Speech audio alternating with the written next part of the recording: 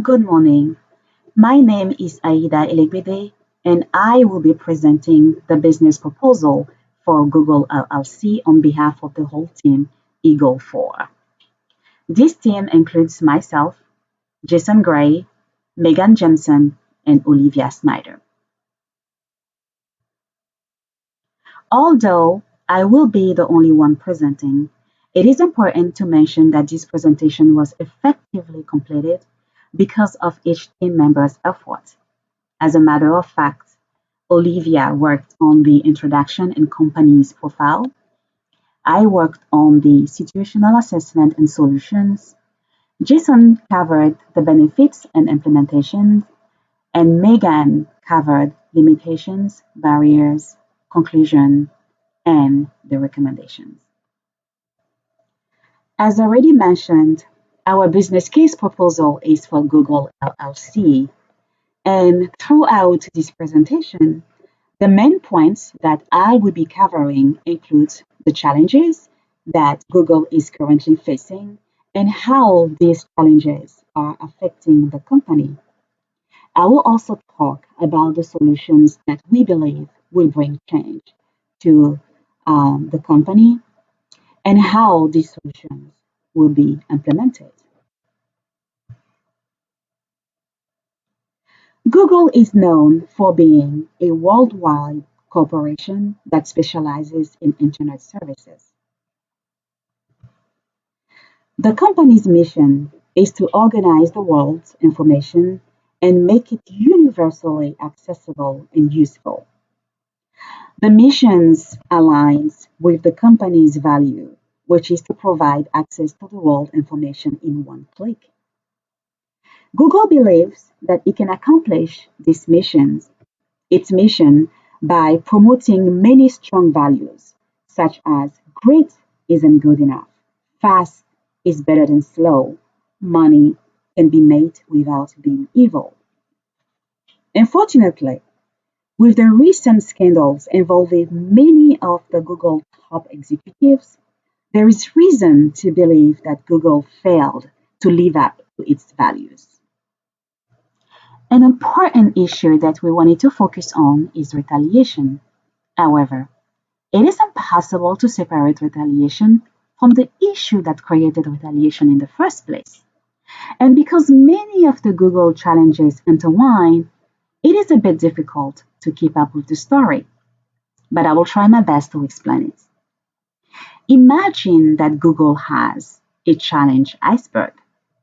At the bottom of this iceberg will be an issue that existed for a while but was unknown to the general public, and that issue is sexual harassment.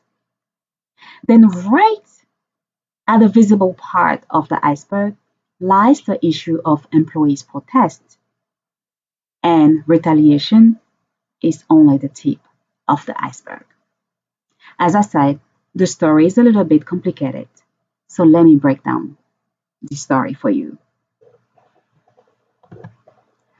In November 2018, the poor way of handling sexual harassment allegations led more than 20,000 Google employees to participate in a walkout protest. So we can see that the issue here is sexual harassment, and the response from the employees is a walkout protest. However, employee protest will become the cause of retaliation. So you have sexual harassment causing employee protest, and then you have employee protest causing retaliation. In fact, according to Vox.com, many activists who participated in the 2018 protest reported that the company was punishing them for being activists. An example of a retaliation case is the story of Claire Stapleton, one of the walkout organizers and a 12-year veteran of the company. 2 months after the protest, she was informed that she would be demoted from her role as a marketing manager at YouTube and lose half her reports. She faced further retaliation after reporting the issue to HR. She wrote, My manager started ignoring me. My work was given to other people, and I was told to go on medical leave even though I am not sick. She hired a lawyer to fight back, and her demotion was reversed. However, she ended up quitting Google because, as she pointed out, the environment became hostile. Just like Claire, many activists reported being targeted by Google. The company was taking some actions, such as suddenly canceling the projects they were involved in, pushing some of them out of their role, and reducing their responsibilities. In September 2019, these different actions from Google led employees to participate in a sitting to protest against retaliation. So again, we have sexual harassment leading to protests. Then we have protest leading to retaliation. And then we have retaliation leading to another protest. It is also important to know that due to the current retaliation issue, some victims of sexual harassment are afraid and they feel intimidated by the company's action. So many are refusing to come out. As reported by Vox.com, many employees are still justifiably afraid to report workplace issues because they fear retaliation. There are many other facts that demonstrate the need for Google to embark on a change journey. An important one are the costly sexual harassment settlements Google has to deal with each time an executive is accused of sexual harassment. For instance, Vox.com reported that Google has paid out over 100 million to multiple executives accused of sexual harassment. This looks like these executives are being rewarded for bad behavior, although this is not the impression that the company wants to give. Also, Google continues to see an increase of sexual harassment allegations, which means that whatever the company is doing, it is not working. In fact, Vox.com reported that they reviewed 45 retaliation claims, and more than 60% of these claims were related to harassment or discrimination by managers or colleagues. In addition to that fact, the company is also avoiding confronting sexual harassment, especially when involving high level executives. And that raises the question of fairness and equality.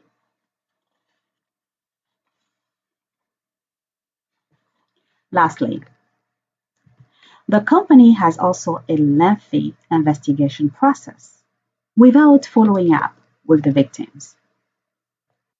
And this is an effective way to handle this challenge. So there is an urgent need for Google to start addressing these challenges because they are affecting the company in different ways. Long-time employees such as Claire Stapleton have resigned due to retaliation. This does not only increase the turnover cost, but it is also affecting employee morale. Employees are also reporting being under stress and experiencing mental health issues. And from a human resource standpoint, this can lead to poor performance and absenteeism. Unfortunately, employees are no longer trusting HR. Vox.com reported that employees have created an unofficial online platform to share sexual harassment complaints and retaliation actions from the company. Also, employees who feel discriminated against can file EEOC complaints, and this can lead to punitive actions, including costly fines in case Google is found guilty. Well, these challenges are weakening Google reputation. CBSNews.com reporting that a stakeholder sexual harassment lawsuit against the company alleges that the settlement opens the company to reputational and financial damage. So, what is the urgent and current need for Google? Well, Google needs to establish a culture free of sexual harassment and retaliation.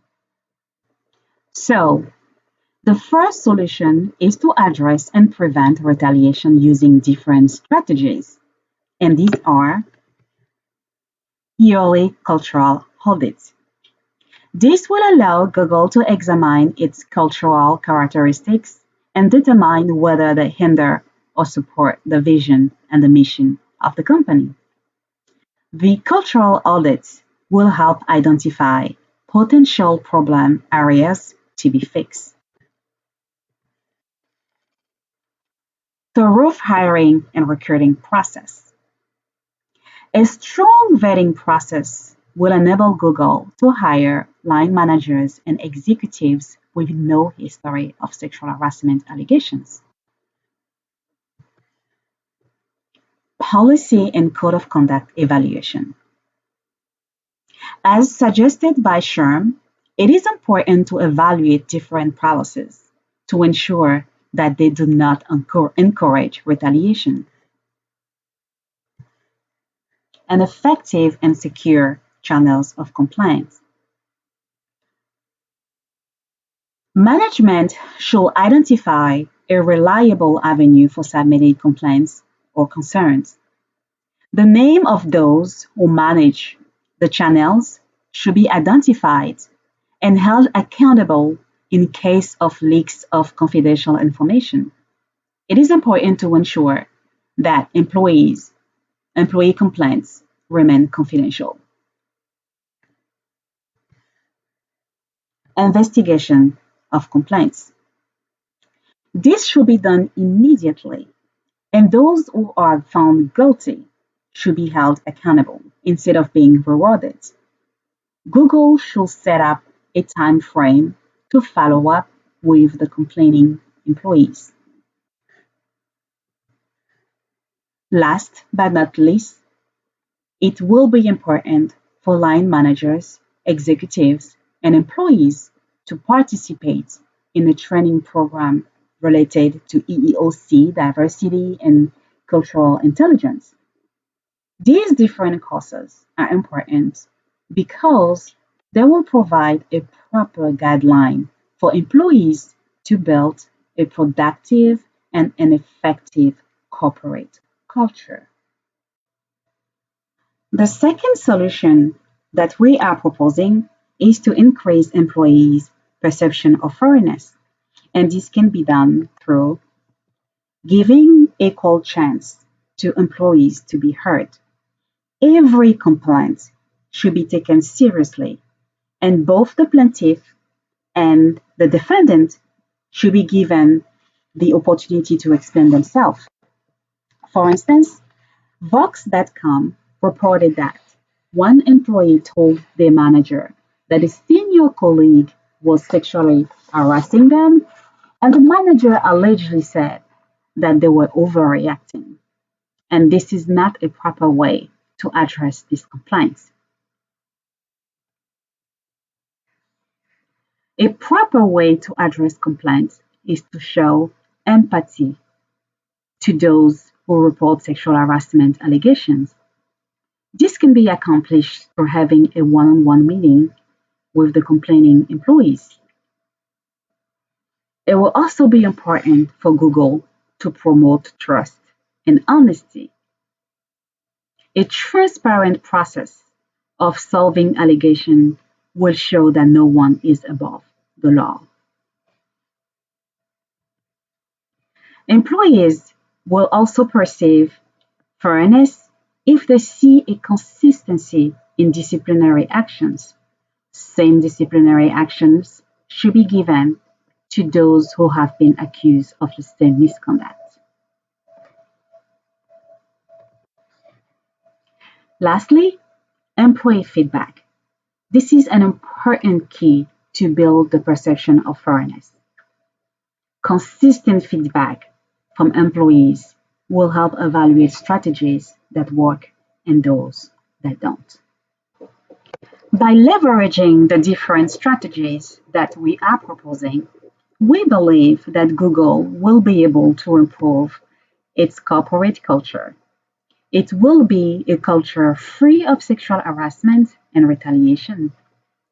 Other benefits include an improved corporate image inside and out, and fearless employees who can report wrongdoing without being penalized for doing so. The company will also see an improvement of employee engagement, communication among employees, and the best of all, an improvement in retention. The implementation of the different solutions that we are proposing will be completed in 4 different steps. Step 1, strategic planning. This is where we will develop the goal, the objectives, strategies, tactics, and the budget to complete the change. Step 2, actions. Different tasks will be completed during this step, and these include assessing the company's readiness, identifying stakeholders and those affected by the change. We will also identify the risks of resistance, ways to accomplish each task, a clear mechanism for communication. We will also revise policies, hiring procedures, and we will develop training materials. Also, one important task of the year will be to identify a third party to conduct the cultural audit. Step 3, execution. We will use Kotter's 8-step change management model to ensure that the change will be effectively prepared, managed, and embraced. The last step is monitoring. At this stage, we will evaluate the effectiveness of the different strategies. We will monitor different metrics such as number of misconduct allegations and turnover rates to evaluate the impact of the different strategies. Our implementation timeline is broken up into 3 main frames. Some tasks, such as developing the goals, objectives, strategies, and tactics, and also developing the budget, will be done immediately. Other tasks, such as assessing the company's readiness, identifying stakeholders, revising policies, and hiring procedures, all these different actions will be done in the first 30 days. By the end of the 60 days, we hope that we will be able to put the new hiring procedure in place and that we will have an updated code of conduct. We also hope to evaluate employees' feedback. Managing a project implementation often comes with some challenges. For instance, a reduced budget or the lack of qualified managers to reinforce the change can jeopardize the implementation of the change. Also, we could face some barriers such as stakeholders' resistance, lack of decision makers' involvement, and inadequate planning. In conclusion, our goal was to help Google build a strong corporate culture free of sexual harassment and retaliation by proposing different strategies to address and prevent retaliation and increase employees' perceptions of fairness within the company. We recommend Google to hire a diversity manager because that manager will be able to implement programs and promote diversity within the company. We'll also recommend Google to hire a compliance officer because that officer will be able to monitor the company's legal and ethical integrity. It will be important also for Google to have a periodic evaluation of the different programs, such as diversity and compliance. It is important to know that these programs are working. Last, it is also imperative that Google hires a third-party agent to conduct the yearly cultural audits. This will help avoid bias. It will also help uncover issues that perhaps were not eye-catching for the company. Thank you so much for listening.